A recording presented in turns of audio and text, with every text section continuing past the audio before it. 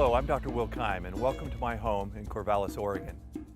Corvallis is a city of about 50,000 people, the home of Oregon State University, Lynn Benton Community College, in the center of the Willamette Valley. The Willamette Valley, for those of you that love history, was called the Eden at the end of the Oregon Trail by the early pioneers. When they got here, there was grass and water and timber and resources, fish, game, everything they needed and had looked forward to crossing some of the more desolate plains was here. It's a beautiful place to live. And I have spent the last years of my life traveling across the United States, speaking on 3,000 campuses to 3 million students. And I've lectured in every state in the United States at least 5 times. What a journey, what an adventure. And I love being there with you. Normally when I'm there, I'm battling things like airlines, train schedules, time management. This year, a secret opponent stepped into the ring. I didn't see it coming, and that opponent's called cancer. And so I'm at home right now and I'm dealing with cancer the best I can, and I'm fighting it, and I've got a good medical team. But with my medical team and what I think is a positive attitude and your positive thoughts and prayers, I think I can beat this thing and be there next year live. That's my goal. So I'd like you to be that kind of part of my support team. If you're interested in being part of my support team, even from a distance, willkeim.blogspot.com. My children have convinced me to blog. I wasn't really that excited about doing it because I really sometimes don't have something to say. I know that's hard to believe. But after the first 2 days when the announcement got out across the country and I responded to 4,000 emails, I decided it might be more time effective simply to create a blog. So if you would like to be part of my support team and keep track of what's happening to me and be there for me in spirit or in positive thought, please drop into willkeim.blogspot.com. And next year, I'll be standing in for you live. I've made the journey up to Northwest College a number of times to see my good friend Dee Havoc, my friend Carla. What a wonderful place that is, just outside Yellowstone National Park. It's always fun to get there. A little while earlier, it was hard to get there because they closed the park. I never forget trying to explain to a group of tourists from Taiwan what the government being closed meant. Try that sometime, it's difficult. But I got there. I got there through hail and snow and sleet and the Wind River Canyon. Oh, what a beautiful place it is. And I'm sorry I won't be with you live this year, but Dee, I know you especially will resonate with my reason for not being there. I'm going to be there next year. I want to get on your calendar. I want to make Northwest College someplace I always come because your students are hardworking students. They know the meaning and importance of going to college, and they're respectful. They were raised right, and I look forward to being with you again next year. But thank you, Dee. Thank you, Carla, for making this possible in this format this year. I wear my sweatshirt you gave me proudly, and everybody says it's the most unique one I have. Thank you all. Hello, I'm Dr. Will Keim, and welcome to the time of your life. I'm so excited to be with you today to share with you the 10 things you need to do to leave your college or university with your diploma in one hand and your self-esteem in the other. There's no magic potion. There's no special thing you need to do. You just need to focus on 10 things. And I want to tell you the thesis statement for my presentation, which has been the same for 25 years and has impacted 3 million students from 3,000 campuses in every state in the United States, as well as some countries overseas. And the thesis is this: you are now setting the banquet table for the glorious feast you're going to eat the rest of your life. Let me say that again so you can take it into the depths of your soul. You are setting the banquet table right now for the glorious feast you're going to eat the rest of your life. And if you were just going to eat off that table, you know what I'd tell you? Do what you want. You're now an adult. No more compensatory, mandatory education. Your parents aren't going to come in, wake you up, fix your meals, tell you what to do, drag you to class. That's all now your responsibility. But the reality is your children someday will eat off the table you set. Those of you that are older than average students who are coming back to school or transfer students who have children, you already know what this means. But for most of you that are traditional age, children are in the future. But someday your child's going to come home and say, "Hey, Dad, I'm going to football practice." And you're going to go, "Did you do your homework?" And your child's going to go, "Did you?" And what you want to be able to say is, go into the den and look at my diploma from the university and watch your smart mouth, because if you don't do your homework, you're not going to play football. Or perhaps your daughter comes home and says, "Hey, I got into band camp. I got into art camp. I can go, it's great, but it costs $3,000. You want to be able to say, "Well, it'll be a stretch. but we'll make it happen because you've worked hard. You don't want to say, no, you can't have that opportunity because Daddy didn't pay attention to Dr. Keim in college. Mommy didn't listen. She was waiting for something else to happen. This is where you take care not only of yourself, but the future generations. And I know children might be a stretch for you, so let's talk about your parents. All of you got those. Someday your mothers and your fathers who planned for retirement but lived a long time and outlived their retirement will be able to stay in their home or have a single room at assisted living rather than living with 5 or 6 other people because you have the resources, because you graduated, you left with your diploma and your self-esteem, you can take care of them. What a great gift that will be. Or your little brother, the surprise little brother or little sister that came 20 years after you, you're going to be able to say to them, you can go to that university because your aunt and I, your uncle and I, we can help. You are setting the banquet table for you and future generations of your family, and it's time to get busy. I'm not asking you to be saints. You don't have to be perfect, but you do have to do 10 things. And here's number 1. You must be a scholar. A little tip for you. Everybody sitting around you in your classes is a survivor like you. They got knocked down every once in a while, but they got up like you, and now they're there. We've weeded out a bunch of people that maybe for economic reasons, maybe they didn't like school, maybe they've decided to get a valuable trade or vocation, they've gone another direction. But everybody in your classes is a hard worker. They're really smart like you. So it's not like you can just cruise through this. You've got to fire it up right now. You've got to be a scholar. You've got to get ready. You sit in the front row of the class. You take notes. You take your notes home at the end of the day and you recopy them in outline form. You meet every single professor and make sure they're grading a name and not a social security number. These professors, I used to be one of them, sometimes we don't like office hours, and I'll tell you why. You know who comes to see us? Anal retentive A students who come in and say, I got a 98.6, I think I deserve a 99.2. You know who we really want to see? We want to see those of you that are struggling, those of you that may have a diagnosed or undiagnosed learning disability, those of you that are worried about your parents or worried about your home situation or finances or your younger brother and sister. We want to see those of you that have issues, but we want to see it before it gets to crisis. So I want you to sit in the front row. Take notes, recopy them in outline form at the end of the day so you've got 25 pages at the end of the term to review instead of 50 pages you can't read. Meet your professors and be a good consumer of the product education. In Nairobi, Kenya, they're studying 7 days a week. At the Sorbonne in France, 7 days a week. At the University of Shanghai, 7 days a week. All over the world, students are studying 7 days a week, including summers. And in America, college students say, Thursday, the weekend, all right.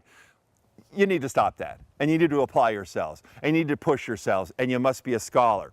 All of you have higher test scores than I do. How do I know that? Because I know my test scores. My test scores were abysmal, and yet I have a PhD because you know what they call the guy that graduates last in his doctoral class? They call him doctor. I'm a junkyard dog. Most of you are smarter than me, but I'll outwork you. And here's the issue with that. You must finish your degree. You must, no matter what's gone on in the past, start anew. If you're a great student, be greater. If you're good, be great. If you're average, strive for good. But you have it. One time I mentioned my SAT score, which I will not do today. I did that at a famous university called MIT in Massachusetts. You might know it as MIT. That's a tribute to Modern Family. And I said my SAT score. And what happened? A young man yelled out of the audience, with that score, we're lucky you could find the room. Ooh, laughter, nervous laughter. I said, son, you are smarter than me, and so is every other student at MIT. But in my defense, I can get a date. I'm telling you something right now. He almost came down and took off his pocket liner, but he didn't, thank goodness, because I would not have turned the other cheek. I told him, I shall smite thee. Be the best scholar you have the potential to be. Number 2, be a servant. After you've done your homework, after you've read the suggested additional reading and met your professor, your notes are in order, I want you to step out into the community in which you live. And it doesn't matter whether you live in a city or out in a rural area. And I want you to serve the people around you. I was never so proud to be an athlete as when I went over to an old folks home to take them some things. And there was a group of baseball players there. And these baseball players were all dressed up. And I knew the catcher. And I said, Mitch, what are you doing? And he said, nothing. And I said, Mitch, you're all dressed up in suits and there's a whole bunch of you in an old folks home. What are you doing? He said, I'd rather not say. I said, that's not going to work today, son. He said, well, Dr. Keim, to be honest with you, he said, tomorrow's Valentine's Day, and every year our team comes over here the day before Valentine's Day and we dance with the old ladies.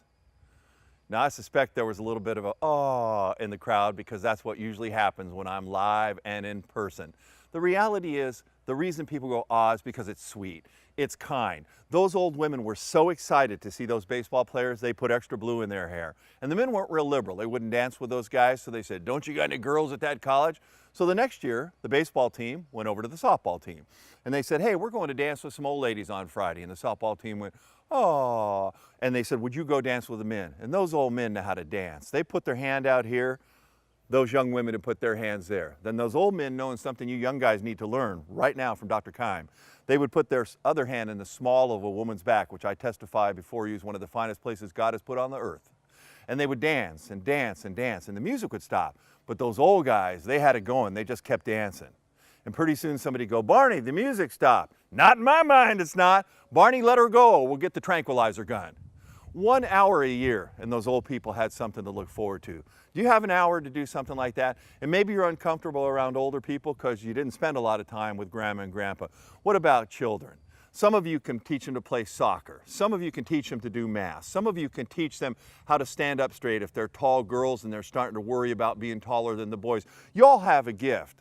I took a group of students down to the University of Oregon one time in Eugene. I live in Corvallis. And we took a group of students down there to an elementary school, and everybody paired up real quick except one little girl. And I'm telling you right now, she was the stinkiest little thing I'd ever been around. Seriously, you could smell her from where she was standing. And I said, do you want to play some sports? She goes, you want to play basketball? Who? And I said, sure, let me teach you about a zone defense, because I knew that would give us some space between us. And then I got to feeling bad about that, so I invited her over. And I said, hey, this is how to shoot a free throw. I taught her how to check somebody else off, how to do a crossover dribble. And then I said, hey, I got to go home now, take the students home. And she said, hugs, and I hugged her.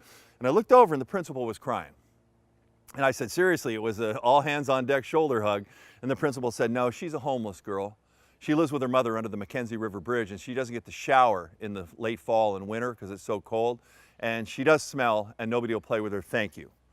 I want you to be clear, this is not a story about what a nice guy I am. It's about how much need is in your community if you step out of feeling sorry for yourself or step out of worrying about only having $50 left at the end of the month and spends every time you give it away. And you can look this up. It's in the Bible. It's in the Talmud. It's in the Bhagavad Gita. It's in the teachings of Buddha. It's in the Quran. Every time you give something to someone else, it comes back at you 100-fold. It's just good secular humanism. You take care of people, they take care of you. So number 2, I want you to serve the community. You study, then you serve. Number 3, I want you to make peace with people regardless of race, creed, color, national orientation, or sexual orientation. When I said sexual orientation, sadly, at a church-related school that I'm familiar with, and I'm a church guy, I said sexual orientation there, and a man stood up and said, you are the Antichrist. And I said, wow, sit down, judgmental friend. And he said, I'm going to pray for you. And I said, well, I need the prayers and you need the practice. I love my country. I pay my taxes and I vote, so I pretty much say whatever I want. And this is a great, great country. But we've picked on almost everybody, from the Irish to the Germans to the Italians to the Asian Americans. We've picked on African American. We're running out of groups to pick on, which is exciting. And then since we all found each other attractive and we're kind of, having families that cross all of these diverse divides, now we're picking on the gay, lesbian, transgender, bisexual community. And believe me, I'm not trying to tell you what to think, but I am going to tell you there's not one of us in this room, not one of us that's living our life so righteously that we should judge other people. I didn't know this was an issue till I took my oldest daughter, who was then 6, into a men's bathroom, because that's what you do when you're a guy and or a gal, you have an opposite sex child. You take them into your bathroom because you're not going to take them into the women's bathroom. But my daughter was smart and rather precocious, and she said, Daddy, why do we have to go into the boys' room? I'm a girl. And I said, well, honey, you are a girl. You're a smart girl, you're a pretty girl, you're an athletic girl. But when Daddy goes into girls' rooms, he scares people. So we walked in to the men's room and she said, Daddy, and I said, what? And she said, that man has a small penis. And to be honest with you, he did, but she shouldn't have said it. And so then I realized I couldn't take her in there anymore. And by the way, everybody in the thing, including the guys in the stalls who were beating the walls, thought it was hilarious. Everybody except the guy she had identified. He's probably in therapy now. I took her into the girls' room, knocked on the door. Hello, Dr. Keim, bringing my daughter Krista in. If you're in there, say something. I put her into the stall. It was astounding, women, astounding. Women seem to be able to go to the bathroom without writing things on the wall. And I know every single woman right now, every single mother is going, well, yeah, why would we do that? But those of you that are men know where I'm going now. And that is, there are apparently some men who sit down, okay, after they have taken their pants down, pull down their underwear to take care of a basic human need, and then they take out a pen and write, "Kill the fags." Isn't that an odd time to be thinking about gay men? You see, I don't think about gay men when my pants are down, but some of you must. I don't think the gay guys are in there going, "Kill me." I don't think the African American, Asian American, Hispanic American, Native American men are in there writing horrible things about themselves. And it's just, the one I saw that I loved was "Arab Iranian bastards go home," which was after 9/11. And then I remember thinking to myself, there's two problems with that. One, if they were born here, they are home. And two, Iranians are Persians, not Arabs. But then again, I am cursed with this thing called knowledge. My daughter's friend, Marcy Haley, who was adopted from India, you know, when she was a tiny little girl, wonderful woman, married, couple of kids now, professional. Marcy was walking down the street once in Corvallis, which is a university, open-minded, quasi-liberal town. And two guys pulled up in a pickup and said, go back to Arabia, you bitch. And she said, "I'm Indian, you morons." And they said, "Then go back to the reservation." Because stupid is as stupid does. So what I'm going to ask you to do is to try to get along with people regardless of race, creed, color, national orientation, or sexual orientation. There was a Jewish kid one time who had no formal education who wound up being a pretty great public orator. And he stood on a rise in the Middle East and he looked out over a crowd of 10,000 people. And after having been asked what his central teachings were, because he was a teacher, they called him rabbi, he said, "Blessed are the peacemakers." You can look that up. So you're going to study, you're going to serve, and you're going to make peace with others because you make peace with yourself. Number 4, I want you to be men and women of character. Say what you mean, do what you say, and when you don't, admit it. I'm not asking you to be, sometimes we make mistakes. Mark Twain said, "Always tell the truth. It will amaze half the people and astonish the rest." So say what you mean, do what you say, and when you don't, admit it. Students, try this. "Professor, I didn't get my homework done." Well, Steve, why not? Well, to be honest with you, I went to a volleyball game this weekend. I met a girl. She'd been in my orientation group in the summer. I wanted to talk to her then, but I was too nervous. But I realized that the worst mistake you can make in college is trying to be cool. So I approached her. We went to a volleyball game. I talked to her for 7 hours. The next day we had pizza. We went on a really nice road trip. I talked to her for 7 hours. It seemed like 15 minutes. Professor, I'm going to be honest with you. I looked into her eyes and I thought I saw my unborn children. I mismanaged my time. I'll get my homework in on Wednesday. After the professor gets up off the ground because he or she's heard the truth for the first time, you're going to get extra credit. But we never do that. We go, "Professor, I didn't get my homework done." Well, why not? "A pterodactyl flew down from Puyallup, Washington and pooped on my assignment." Do you think the professors haven't heard every legitimate excuse? And do you think 3 of your friends going, "No, I saw it, it was huge," is going to corroborate your BS? Say what you mean, do what you say, and when you don't, admit it. And here's a good starter. If you're a new student away from home the first time and you had a girlfriend, a boyfriend, a partner, a significant other, a lover, I know that's hard for you parents to hear the word lover, but let's just call it a boyfriend or girlfriend. If you're away from home for the first time and you told that person you'd be faithful, then be faithful. And if you're going to see other people and have an open relationship, then go home and change that so you don't have somebody waiting for you at home while you're playing the field. That just doesn't seem quite right, does it? Number 5, I want you to be healthy. And health is kind of my code word for a thing called sex. It's often been said when you say sex, most people tone out for the next 7 to 15 seconds thinking about a variety of things. It makes our nation very, very nervous, which is why we don't talk about it enough. Which is why we have the highest teen pregnancy rate of any of the 13 industrialized nations. Which is why we have the greatest acquisition of STDs and HIV and AIDS of any of the 13 industrialized nations. Which is why in our nation last year there were over 200,000 abortions, because we don't prepare people to have discussions about it. And I want to talk to you about it today, and I want to tell you there's 2 ways to be sexually responsible. The first one is this: it's okay not to have sex. I know that's a radical concept these days, a radical concept, but it's okay not to have sex. When I said this at Penn State University, one of the football players, who's a wonderful guy playing in the NFL now, he came up to me and he said, "Dr. Keim, you're the first guy that affirmed abstention. I'm trying to save myself." I said, "Well, kudos and blessings to you." He said, "Most of the speakers come in with a banana and a condom." He said, "Frankly, I'm afraid to eat fruit salad." I said, "Oh my goodness, that's the best line I've ever heard." He goes, "Is that funny?" He goes, "People say I'm not very funny." I said, "That's a great line. It's okay not to have sex. It's a great way not to get pregnant. It's a great way not to get STDs. It's a great way not to get HIV and AIDS. It's a great way not to have regrettable sexual experiences, which on particular small campuses, you know you're going to see, folks. And lastly, it's a great way not to have sexual flashbacks on your honeymoon. Bet you never thought about that.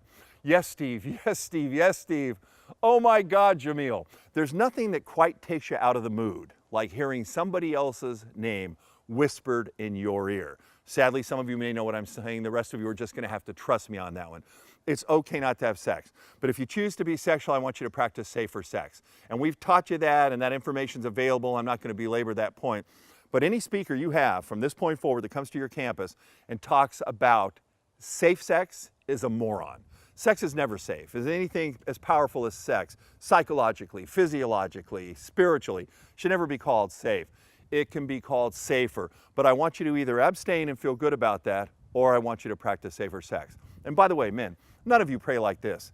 Dear God / Big Bang Theory, I'm being inclusive. Dear God, I want to get married someday. I want her to be smart. I want her to want to have a career. I want her to want to have a family. And one more thing, Lord, I want her to have slept with at least 6 football players, 3 linemen, 2 guys from the skill positions, and a kicker. When I said that at a major school in the SEC, the kicker stood up and went, yeah, because nobody likes the kickers. Unless there's 7 seconds left in the game and we're down by 2, and then the kickers are elevated to a position of high respect. Kickers, you hang in there. You don't want somebody practicing with your future wife. Why are you trying to practice with somebody else's? And women, I lettered 4 years, Division I baseball. I never heard this in a locker room. You know Teresa? Yeah, she's really loose. Yes, I respect her too. I honestly don't believe as women you deserve any additional respect for being women, but you do deserve respect for being human beings. And male or female, you deserve to be respected. It's okay not to have sex, but take care of yourself. Number 6, I want you to be spiritual men and women in the widest possible sense.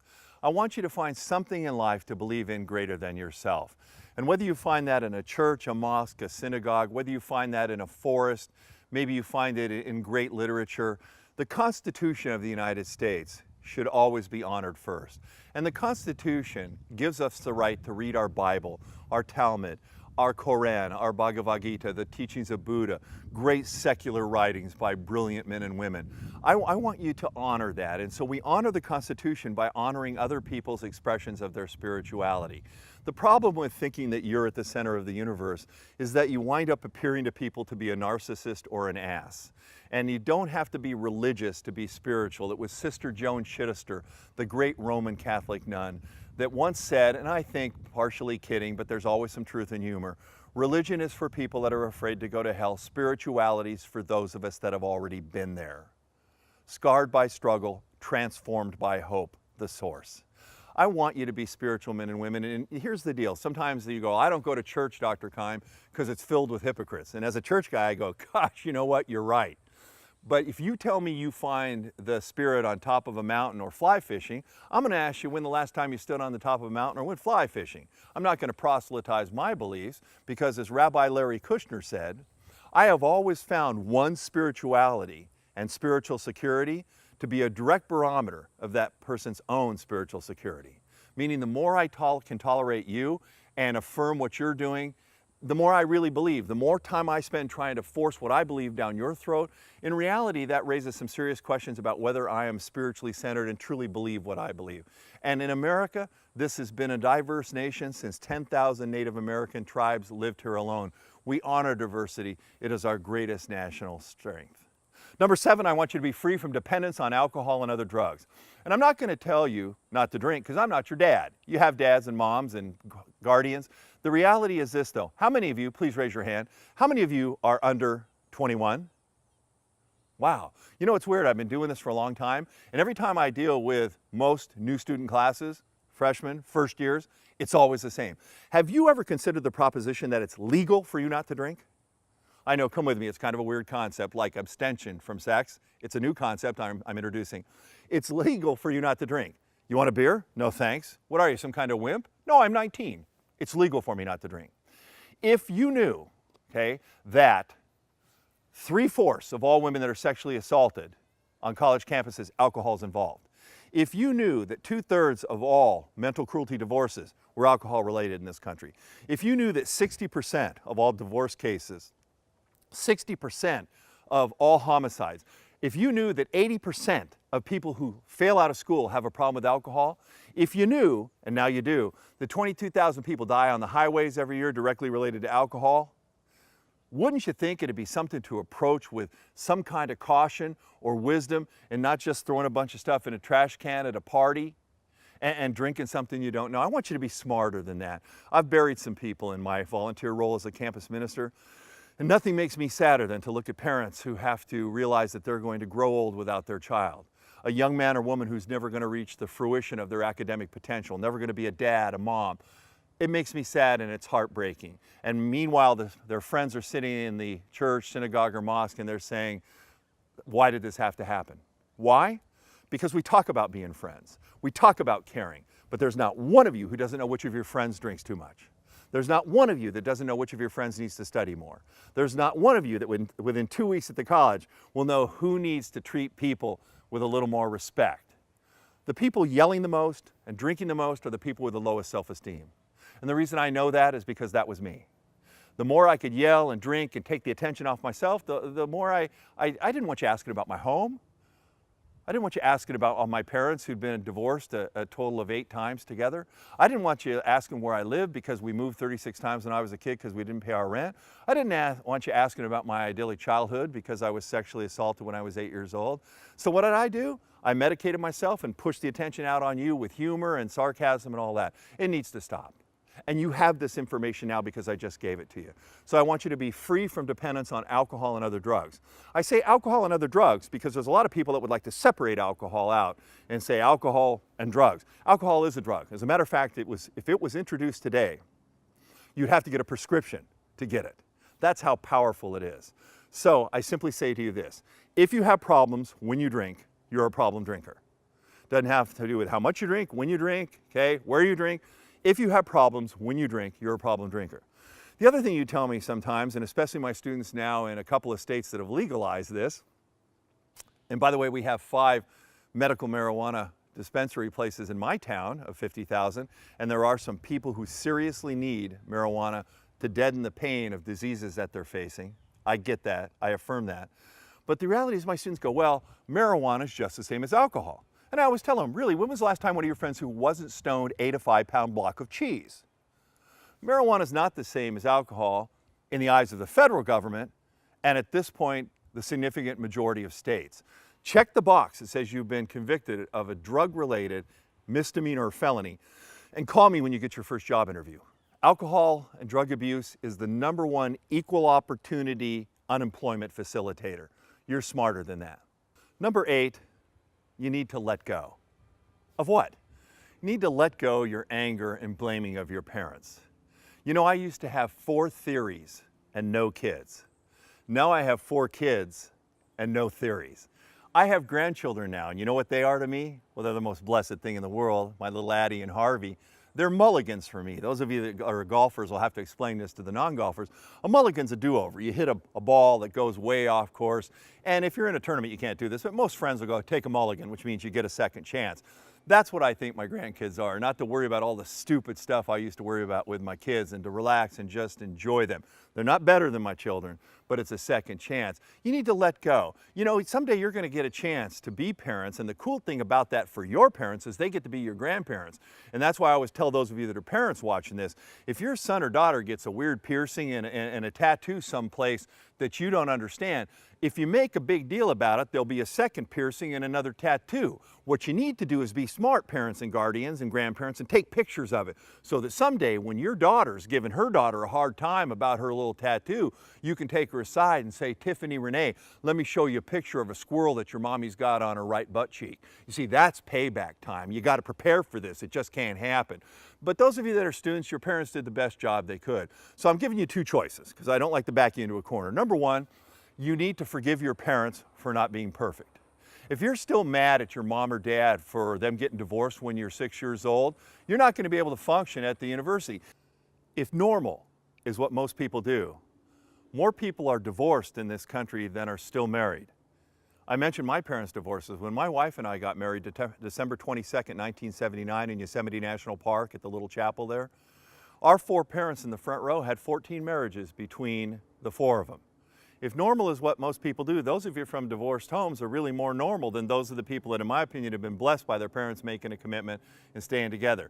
It's not a curse. It's not something that you can't overcome. It's not something that necessarily is a negative thing, because truly, if people are beating each other up psychologically or physically, they should be apart. The reality is this: cut your parents some slack. So you either forgive them, and sometimes it's hard because sometimes parents are abusive. I'll never forget the young woman from Springfield College in Massachusetts. And I used to be the kind of person that would say, go home and thank your parents for doing a great job, which I will get to in a minute. Well, this little girl charged me after my speech, and she was a little red-haired soccer player, and she was coming hard down. And my dad's old school, kind of a Humphrey Bogart, John Wayne kind of guy for you older dads.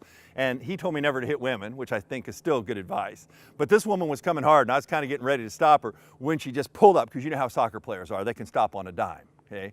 And she said, I'm not going to thank my dad. And I said, well, that's up to you. Why not?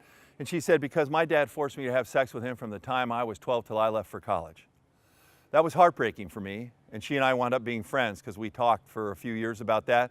And I got her to go get some counseling. And that's what I'm saying to you is, if you can't get over it by yourself, if you can't let it go, your anger, talk to an RA, talk to an orientation leader, talk to your dean of students, okay? Go in and see a counselor. And if you see one of your friends coming out of the counseling office, I don't want you to say, ooh, I didn't know that Tiffany Renee had problems, because the only people in life that don't have problems all live in the same place. And that place is called the cemetery. So get some professional help or cut your parents some slack. But if they did a good job, freak them out today before they leave campus, if they're on campus for orientation, or if they're at home and you're going to see them, or you can call them, text them, whatever you do. I want you to tell them, hey, Mom, Dad, hey, Grandma, hey, Aunt Betty. We had a guy come speak at our college. It was unbelievable. And he's kind of a crazy guy, but he said we should thank you. And so I just wanted to say to you, thanks for everything you did for me. Your parents will probably have you drug tested. They'll be so shocked that you've said that to them, because we don't say it to them. Both my parents are gone now, and there's just some things I wish I'd have said to Jack and Betty. I wish I'd have said it to them. Some of you complain about your parents because they're in your life or they want to know what's going on. My real dad died 3 months before I was born. You know, I would have loved to have the opportunity to reach the conclusion that he was too involved in my life. You know, there's always somebody around you suffering just a little bit more than you are. And your parents are suffering, especially for some of them, because what will happen this afternoon if they're leaving campus, or if it happened earlier, you know this to be true. The tough guy dads are the ones that my heart goes out to the most, because inevitably they're the tough guy. They're playing it cool until they realize they're saying goodbye. Do you understand that the day you were born was the greatest day in your parents' lives? Do you get that? Do you understand? I will remember February 13th the rest of my life, because that's the day Donna gave birth to Krista, and my whole perspective of life, love, what was important changed. That's etched in my mind. It'll be one of my last thoughts. Things get a little strange from there, but you need to thank them, because they won't always be here, and you don't want to be sitting someday at their memorial service envying your sister or your brother who made peace with them and forgave and moved on, okay? You don't want to be envious. Say what you mean, do what you say, and when you don't, admit it. Number 9, I'm about to teach you the secret of college life. And I know you think that there's got to be some great formula for this, or there's some mystical, weird understanding. And God knows, as academics, those of us that get the PhDs, we really like sometimes to make things more complex than they need to be. I get that, and I do it sometimes. But here's the deal. The secret of college life is this. Find something you love to do and learn to do it well enough that somebody will pay you to do it. Again, find something you love to do and learn to do it well enough that somebody will pay you to do it. Those of you that might be parents watching this, your children are going to choose some really weird things, but this is their life. Didn't you live your life? Didn't you make your choices?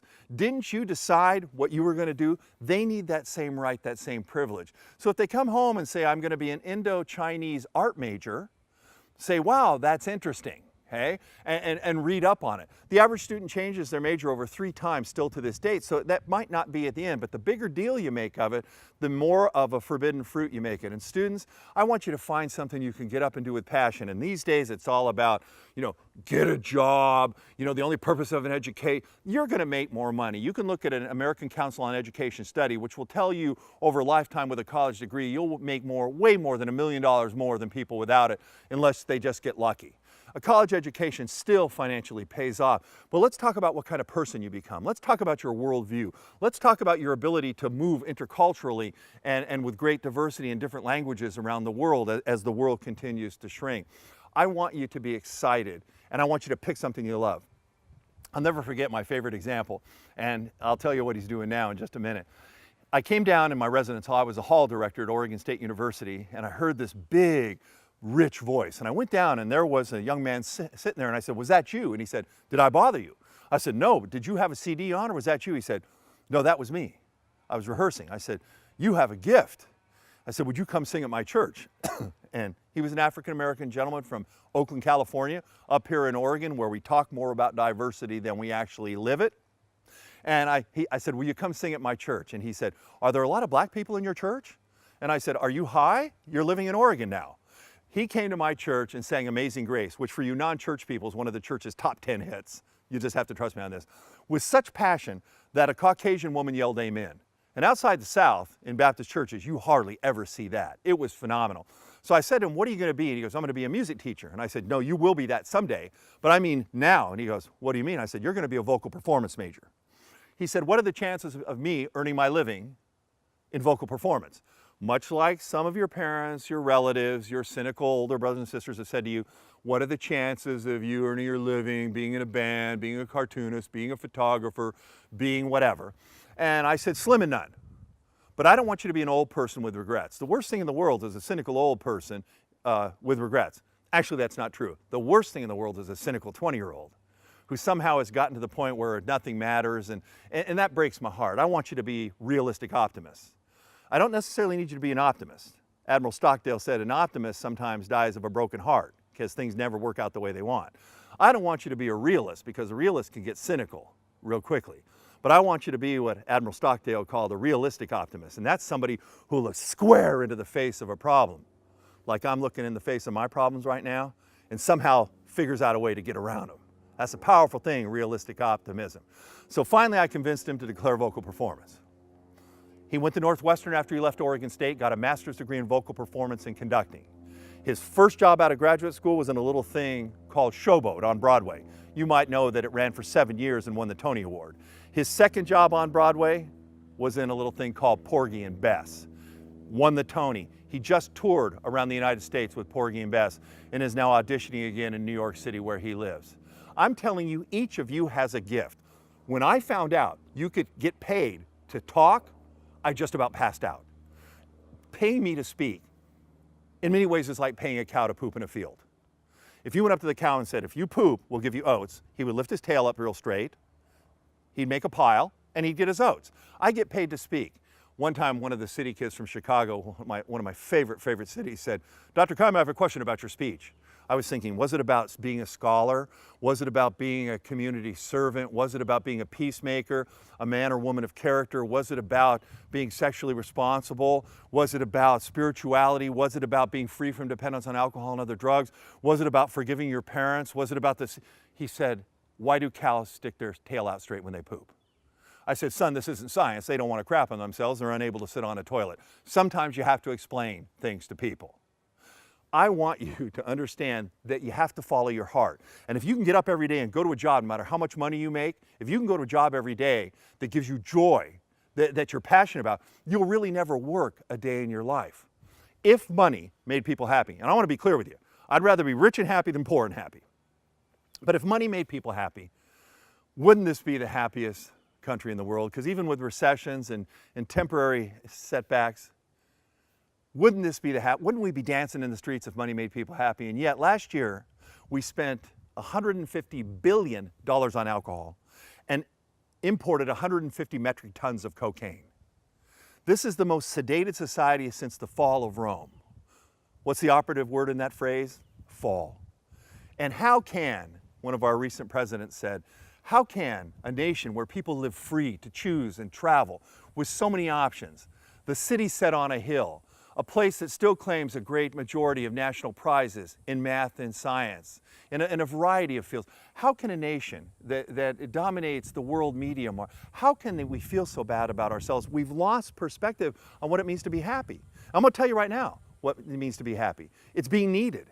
And each of you students, as well as you parents and administrators and faculty and staff watching, never has a nation needed an educated citizenry more than it does now since Thomas Jefferson issued that great line. A nation's great defense, President Jefferson said, a nation's greatest defense, hey, is an educated citizenry. And this is your time to receive that education and to find your passion. That is the secret of college life. And lastly, number 10, the most important thing I came to tell you, and I really want you to hear this. So I'm going to say the number, and I know that I'm not in the room with you, so I'm just going to have to trust you. I want you to say it after me. 25,000. No, seriously, I'm not kidding. 25,000. Good. 25,000. What is that? That's the number of days you had left the day your blessed mother, your birth mother, gave birth to you. The day you were born, you had 25,000 days left. Here's the wake-up call. The youngest one of you in this room right now, maybe there's a little brother, a little sister, so we won't count you. We'll see you in a few years. But right now, the youngest one of you in this room has already spent 6,500 of your 25,000 days getting to the university, getting to the college. 1/4 of your entire life is already over. How's it going? And right now, I know that you're sitting in the room looking like deer in headlights. It's coming at me really fast, but I can't move. I'm frozen with fear. Boy, it's time to live without fear. A life lived in fear is a life half lived. A life that isn't an adventure, Helen Keller said, is a life not lived. It has to be adventurous, it has to be full, and it means that you take the last 18,500 days left that you have, and you get busy, and you set the banquet table. You are great young men and women. You have unlimited potential to do great things. You came to college giving more hours to volunteer projects than any generation that's ever come to college. You speak more languages than any generation that's ever come to college. You get along with diverse and different people better than any generation that comes to college. And frankly, other than some parents out there that might work for Microsoft or might work for Dell or might work for Google, your technological skills scare the hell out of people my age. You can do things with computers and smartphones that we simply don't even understand. We are cavemen and cavewomen as you hold these objects and create these websites and communicate with each other around the world. And we are going, ooh, ooh, like the Neanderthals did before us when somebody made something round that rolled. It's amazing. You are amazing. But if I ask you for a notebook, most of you could give me one because you have one now. If I asked you for something to drink, there's somebody in this room with a bottle of water. If I asked you for a hat because I wanted to shade my eyes, somebody could give it to me. But if I ask you for love and respect, and you do not love and respect yourself, how can you give me something you don't have? It's time for you to start assessing the good points that you have. It's starting with you to realize that Lisa Fernandez, one of the greatest softball pitchers ever, tremendous young woman, she was actually coached by my cousin Deb in high school. Lisa Fernandez, when they said, what's the key to your tremendous success? She said, every day I try to make my strengths stronger and my weaknesses my strengths. Again, my strength stronger and my weakness is my strength. It's time for you to let the past go, to take out the little tape, the CD, the little thing in your head that says, I can't, you won't, you will never get there. That negative voice, throw it away and put in what I've just told you. And that is, you've got 18,500 days left to make a masterpiece. Sometime, as you know, if you watch the introduction, sometimes things come into your life that may threaten getting 25,000 days. That just makes them more precious. And you should all operate as if life is a one-ticket ride. You should understand we're working without a net, and this is your moment. If I can help any of you, I put my message on videotape for you. I put my message on YouTube for you. I've put my message in the form of books, old school and ebooks. I want to help you because I'm going to grow old. My plan is to grow old in a world you were in charge of.